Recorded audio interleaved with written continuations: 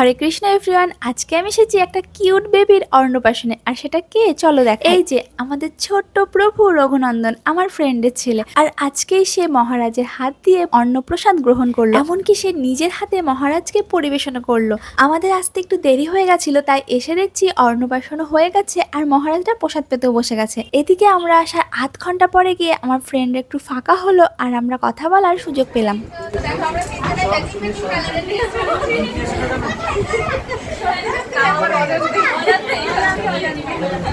সত্যি আমরা কিন্তু কেউ জানি না কে কি কালারের শাড়ি পরবে, তবে গিয়ে দেখি একদম সবার সেম কালার হয়ে গেছে। তবে নিজেদের অজান্তে এরকম একটা মুহূর্ত বেশ মজাই লাগছিল।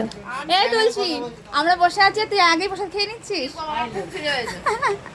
মহারাজদের প্রসাদ পাওয়া হয়ে গেছে, এরপরে আমরাও প্রসাদ খেতে যাবো। আর তার আগে চলো দেখি এখানকার বাচ্চাগুলো কি করছে।